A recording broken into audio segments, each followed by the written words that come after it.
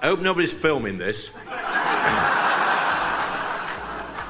But keep this one to yourselves. We've got over 6,000 villagers. Our huge disapproval with this president.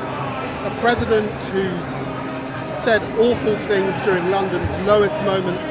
Britain is back, my friends. Britain is back. Conference, unlike the Tories, we understand Britain needs to work with its neighbours to flourish. In the next few minutes, you're going to witness a political takedown like no other. Lee Anderson doesn't just criticize David Lammy, he systematically dismantles him, exposing what he sees as the hypocrisy at the heart of Labour's Brexit position. Before we move on, I'd like to ask you a small favour. If you appreciate this content, please take a second to like this video and subscribe to the channel. Over 98% of you watch the videos without subscribing. It costs you nothing, but it makes a huge difference to us. So, did you click the subscribe button? Great. Thank you so much. Now back to the video.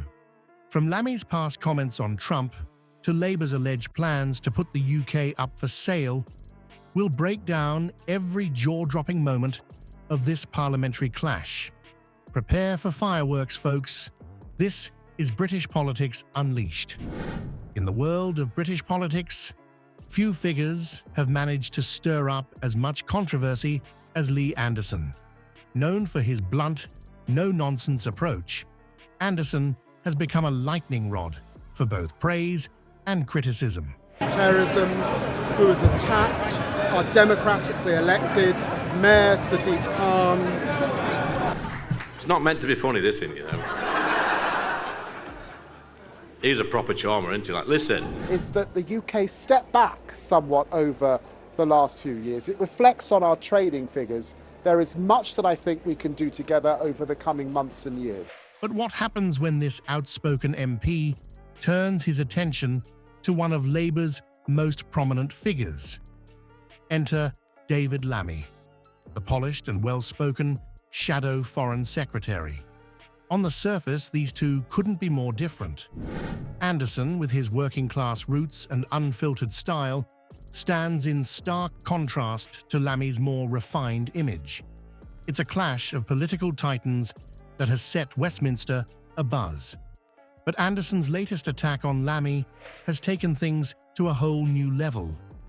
In a scathing assessment that's left many jaws on the floor, Anderson declared that Lammy would be the village idiot, even among 6,000 other village idiots. It's the kind of statement that makes you do a double take, wondering if you've heard correctly. The reaction to Anderson's comments has been nothing short of explosive. Social media has been ablaze with a mix of shock, amusement, and in some cases, enthusiastic agreement. It seems Anderson's brand of brutal honesty has struck a chord with those who feel disconnected from the polished veneer of traditional politics. And if you took the village idiot from every village, right, and put them 6,000 village idiots into Tottenham, David Lammy would still be the village idiot. Under the National Health Service, how many have denied pensions? How many have lost their job? This is a day of national shame. Conflicts in Ukraine and the Middle East have dominated my time in office so far. But what drove Anderson to make such a provocative statement? Is this just another example of his trademark bluntness? Or is there something more at play?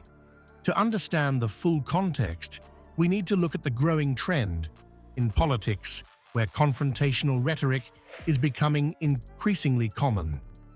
Anderson's style, while controversial, appeals to voters who feel alienated by the usual political discourse. His willingness to say what others might only think has made him a folk hero of sorts to those frustrated with career politicians. In a world where every word is usually carefully measured, Anderson's unfiltered approach feels refreshingly authentic to many. However, it's not just Anderson's words that are causing a stir. The stark contrast between his background and Lammy's has become a focal point in their exchanges. This clash of styles, the straight-talking, working-class MP versus the eloquent, Oxford-educated shadow foreign secretary, has added an extra layer of intrigue to their political sparring. But let's not forget that this isn't just about personal attacks. Anderson's criticisms of Lammy reflect deeper frustrations with Labour's stance on various issues. By targeting one of Labour's most visible figures, Anderson is tapping into broader concerns about the party's direction and leadership. Just when you thought the Labour-Tory slugfest couldn't get any more heated, Lee Anderson has upped the ante with an accusation so explosive it could shatter Labour's carefully crafted Brexit narrative. Looking to the future, looking to deepening those partnerships across the Commonwealth family, trade and investment, growth. That is what gives young people jobs. Look who we've got running the country. Free Gear Kia. Rachel from accounts. You know that one, don't you? How can he guarantee the House that there are not people on those flights who are actually British nationals? But is there any substance behind his inflammatory rhetoric, or is this just another political smokescreen? Labour's official stance on Brexit has been clear: no return to the single market or customs union. Keir Starmer has repeatedly promised to honour the Brexit referendum result while seeking to improve relations with the EU. It's a delicate balancing act, aimed at appeasing both Remain and Leave voters. But Anderson isn't buying it. In a fiery speech that set political circles ablaze, Anderson claimed that Labour would put the UK up for sale on day one if they came to power. It's a bold accusation, one that strikes at the heart of Labour's credibility with Brexit supporters. But what evidence does Anderson have to back up this audacious claim? The Tory firebrand points to what he sees as inconsistencies in Labour's messaging. While Starmer talks tough on Brexit, other Labour figures seem to be singing a different tune. Take David Lammy, for instance. The shadow foreign secretary recently emphasised the importance of improving relations with the EU, stating, "Labour values do not stop at the English Channel." But over the weekend, we saw it put forward amendments designed to wreck the UN's future. We've got that famous no-brainer, Angela Rayner.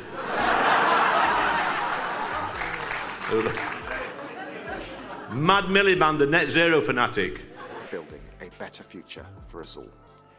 Britain has enormous potential, but the world faces huge challenges. It's this kind of rhetoric that Anderson seizes upon, interpreting it as a potential pathway for Labour to rejoin the EU. But is Anderson's interpretation fair, or is he twisting Lammy's words for political gain? The reality is likely somewhere in between. While Labour has been clear about not rejoining the single market or customs union, their emphasis on closer ties with Europe does leave room for scepticism among hardline Brexiteers. The potential impact of Anderson's allegations on Labour's credibility can't be understated. For Brexit supporters who already view Labour with suspicion, these claims could reinforce their worst fears. It's a narrative that plays right into the hands of those who see any attempt to improve relations with the EU as a betrayal of the Brexit mandate. So, how has Labour responded to these serious accusations? With a mix of denial and deflection. They've reiterated their position that there will be no return to the single market or customs union, aiming to reassure Brexit supporters of their commitment to the original Brexit goals. Lammy himself has stated unequivocally, "With Labour, there will be no return to the single market or the customs union." When my parents and their generation arrived in this country under the Nationality Act of 1948, they arrived here as British citizens. And let's not forget our very own mastermind, David Lammy. We want to see a representative government, an inclusive government, We want to see chemical weapons stockpiles secured and not used. But here's where things get interesting. At the Labour conference, Lammy also emphasised the need for strong ties with Europe for economic and security reasons. If you have forgotten that Britain's trade with Europe is a priority for our economy, you need to wake up, he declared. It's statements like these that Anderson pounces on, seeing them as proof of Labour's true intentions. As the dust settles on Anderson's verbal onslaught against Lammy and Labour, we're left with a stark reflection of the deep-seated Brexit divisions that continue to shape British politics. Recent polling data suggests a growing skepticism towards traditional political discourse, with many voters craving the kind of straightforward communication Anderson embodies. This shift in public sentiment could have significant implications for the upcoming election. The confrontation between Anderson and Lammy raises pressing questions about the role of provocative rhetoric in modern political discourse. Is Anderson's brash honesty a breath of fresh air in a world of carefully crafted soundbites, or does it further erode public trust in our institutions?